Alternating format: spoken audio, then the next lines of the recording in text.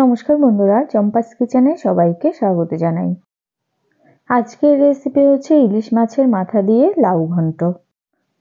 খুব সামান্য মশলা ইউজ করে সুস্বাদু লাউ ঘন্ট আমি কি করে তৈরি করি, চলো তার রেসিপিটা চটপট দেখে নেওয়া যাক।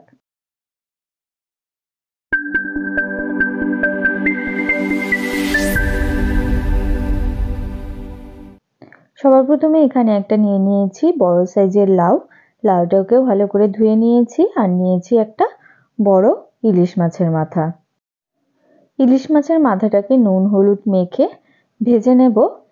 মাথাটা ভাজতে ভাজতে ততক্ষণে লাউয়ের খোসা ছাড়িয়ে লাউটাকে ছোট ছোট করে কেটে নেব। গ্যাস ওভেনে কড়াই গরমে বসিয়ে দিয়েছি। এবার এর মধ্যে দিয়ে দিচ্ছি 4 টেবিল স্পুন রিফাইন্ড অয়েল। মাছের মাথার মধ্যে নুন হলুদ ভালো করে মাখিয়ে নিয়েছি। এবারে মাথাটাকে লাল করে ভেজে নেব। ইলিশ মাছের মাথাটা যেহেতু অনেকটা বড়, তাই ভাজতেও একটু সময় বেশি লাগবে। গ্যাসের আঁচ স্লোতে করে উল্টে পাল্টে মাথাটাকে ভালো করে ভেজে নেব। মোটামুটি 10 মিনিটের মতো টাইম নিয়ে মাথাটাকে লাল করে ভেজে নিয়েছি। এবারে ভালো করে তেল ছেঁকে একটা বাটিতে নামিয়ে নিচ্ছি।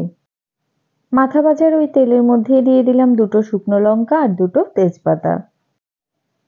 লো ফ্লেমে 4-5 সেকেন্ড নাড়াচাড়া করে নেওয়ার পরে এর মধ্যে দিচ্ছি 1 টিস্পুন গোটা জিরে।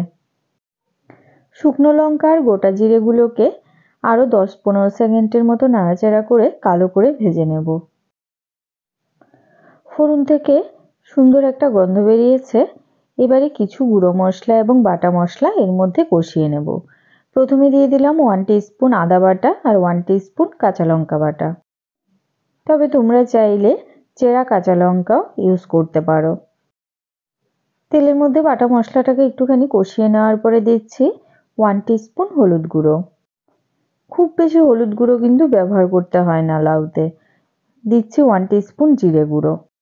ব্যাস, এবারে এই মশলাগুলোকেও ভালো করে তেলের মধ্যে কষিয়ে নিয়ে এবারে ঝিরিঝিরি করে কেটে রাখা লাউগুলো দিয়ে দেব। খুব বেশি হলুদ গুঁড়ো ব্যবহার করলে লাউয়ের এই সুন্দর কালারটা নষ্ট হয়ে যায়। আর বেশি মশলা ইউজ করে লাউ রান্না করলে লাউয়ের যে একটা সুন্দর ফ্লেভার রয়েছে ওটাও নষ্ট হয়ে যায়। লাউয়ের পুষ্টিগুণ এবং স্বাদ বজায় রাখতে সামান্য মশলা ব্যবহার করে এই রান্নাটা করতে হয়।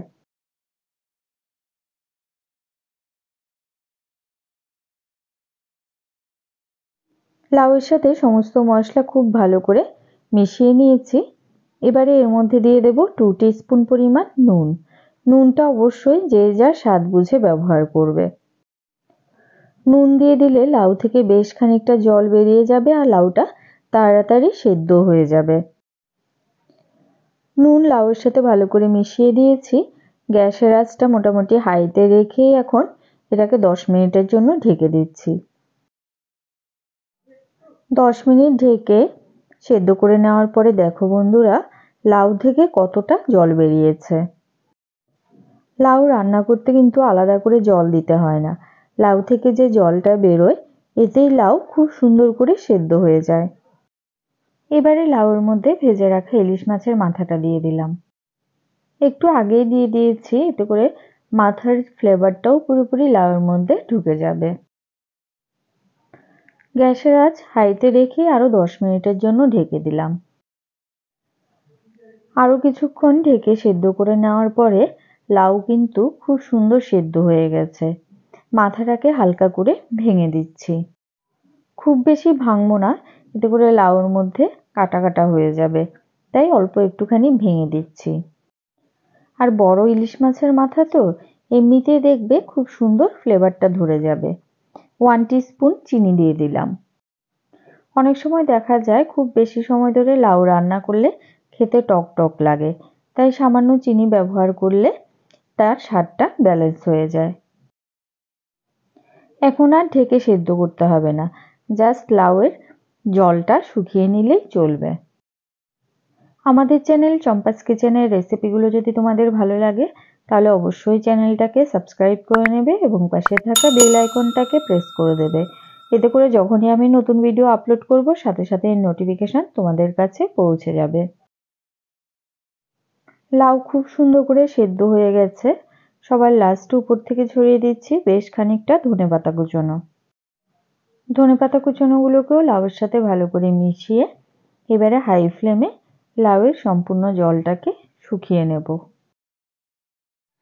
মোটামুটি এভাবে আরও 5-6 মিনিট জাল করে নেওয়ার পরে দেখো বন্ধুরা, লাউয়ের জল শুকিয়ে গেছে আর লাউ থেকে হালকা তেল ছাড়তে শুরু হয়ে গেছে।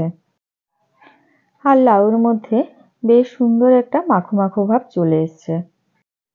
এই সময় গ্যাসের আঁচটা অফ করে দিলাম। তো বন্ধুরা, সহজ সরল ঘরোয়া পদ্ধতিতে তৈরি করা ইলিশ মাছের মাথা দিয়ে লাউ ঘন্টের এই রেসিপিটা তোমাদের কেমন লাগলো অবশ্যই কমেন্ট করে জানাবে। ভালো লাগলে লাইক করবে, তোমার বন্ধুদের সাথে ভিডিওটাকে শেয়ার করতে কিন্তু একদম ভুলবে না। এতক্ষণ আমার পাশে থেকে ভিডিওটা দেখার জন্য অনেক অনেক ধন্যবাদ। ভালো থাকবে, সুস্থ থাকবে। পরের ভিডিওতে আবার দেখা হবে। বাই।